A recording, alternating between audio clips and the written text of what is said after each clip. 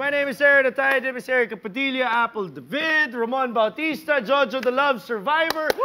We also want to wish a get well, no? Kaagad kay Miss Mela Tunay, no? Medyo na hindi siya makakasama sa atin ngayon dahil nagka-aksidente siya kanina. Madiinang labanan to ni Mela. Pero of course, hindi magbabago ang kasiyahan dito dahil masaya ang ating mga guests. Of course, kasama rin ang ating guest band. Exactly. So before we head on into all of that right now, ang una natin gagawin, Game Story! Yeah! Siyempre, sisimulan natin yan noong Monday! Monday, the Minnesota Lynx today announced that the team has acquired center Sylvia Fowles along with the 2016 second-round draft pick from Chicago. Room 4-2, Chris Froome nakuha ang kanyang ikalawang title para sa Tour de France. Tuesday! Girl power, nanalo ang ating national volleyball team against Nanjing University sa tournament na naganap sa Vietnam.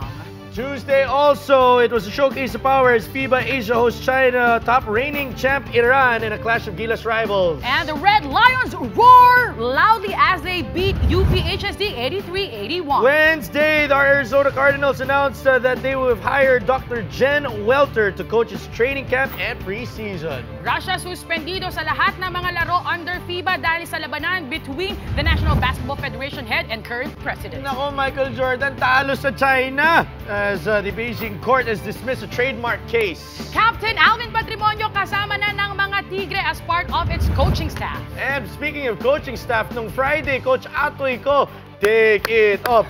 Take it up. Nagubad na siya sa court.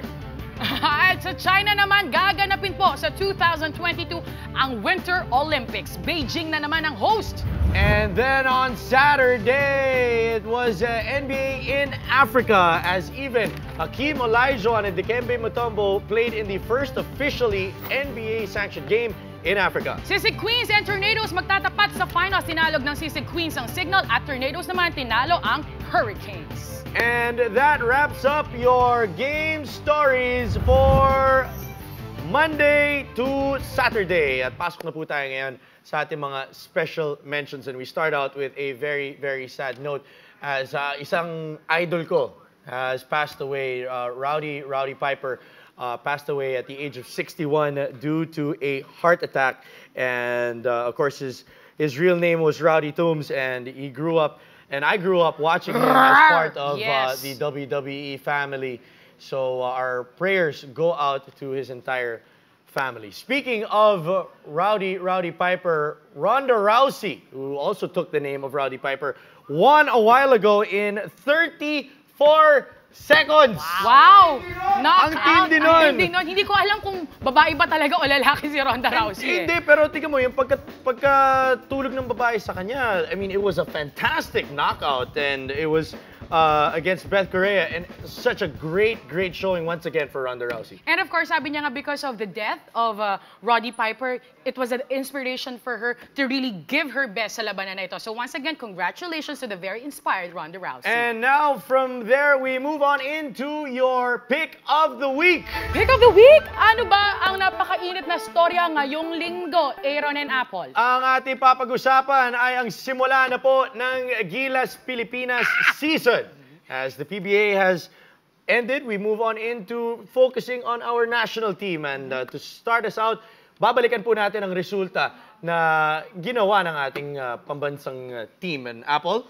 Of course, no, the Gilas Pilipinas finished 4th noong 2011, and then 2013 naman, second sila dito sa Asia Championship, and then 2014, FIBA nakuha ng Gilas yung first win nila, first win in 40 years. Siyempre, sa FIBA Worlds yan. It's very remarkable, of course, really an achievement for our national team. Pero ito na nga ang tanong, guys.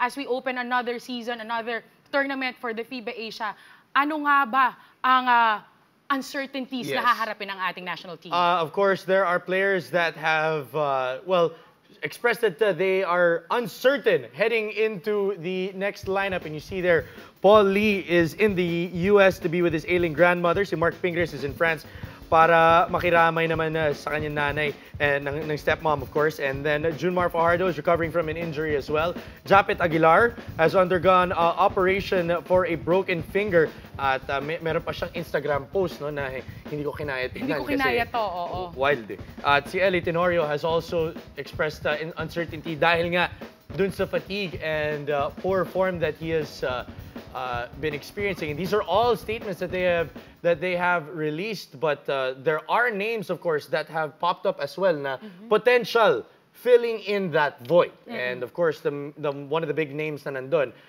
the three, of course, are Calvin Abueva, Terence Romeo, and Troy Rosario. Of course, those big names have proven themselves in other leagues. Kaya naman very exciting. In spite the fact that there may be possible losses in our national team, meron namang karagdagan. At ito nga, in addition to that, syempre inaabangan ng lahat ang pagbabalik ng ating reinforcer, ang ating restback na si Andre Blatch. Yes, and I heard parating siya tonight. Yes. So, of course, we're all excited. And bukod din kay, makikita niyo, ang laking tulong na naibigay, ang laking lift, push, nung experience niya na ibinigay niya dun sa ating Gilas team. And we are just excited to have him back, of course. 21.2 points per game, and that is third overall, and 13.8 rebounds. That's first overall in the entire tournament. So it will be interesting to see how Andre Blatch will translate dun sa ating bagong coach. On the way na dito. Papunta na siya. Yes. And of course, business class siya. Siyempre. Siyempre naman. Siyempre naman. Kailangan komportable siya. Paano Kailangan naman siya ready. paano naman siya kakasya sa coach, no? Pwede namang bulkhead seat, Oo. Ikaw, parang meron kang pupuntahan, kaya alam mo yung mga yan. Option Tingnan mo two. naman. And of course, he is being a part of the last team and this team. Yung nga sinasabi ko, paano kaya yung magiging transition niya? From the system of Coach Chot Reyes to the system of brand new head coach of national team, Coach Tab Baldwin. Well, it will be very interesting. Alam naman natin na well-accoladed itong si Coach Tab Baldwin with all of his achievements. Makikita natin all of those triumphs under his supervision. Talaga namang very promising ang pupuntahan ng ating national team. He won gold in the 2001 FIBA Oceania Championship. He reached the semis in the 2002 FIBA World Championships. He won gold in the Stankovic Cup for Lebanon and silver in the 2011 FIBA Asia Championships with Jordan. Very, very capable hands naman itong si Coach Tab Baldwin.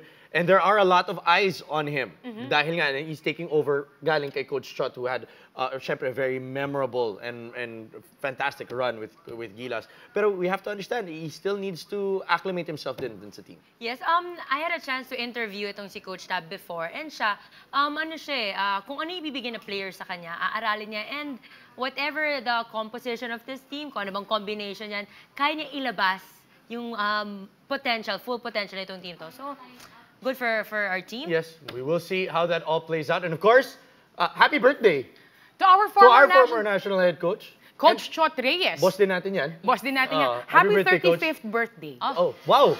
Dahil... Di ba 31? Di ba 31 yata. I may be 31. wrong, but very, very young former national head coach, Coach Chot Reyes. Of course, also the announcement of the final training pool for Gilas will come out tomorrow. Abangan po natin yan. Baka di ako matulog. That's going to be very interesting. I know a lot of people will have a lot of reactions, but depending on the training pool. Pero one thing's for sure, we will find out tomorrow who will be in that lineup. We hinto muna kami dito sa Sports 360. Benchwarmers, take it away. More when we return.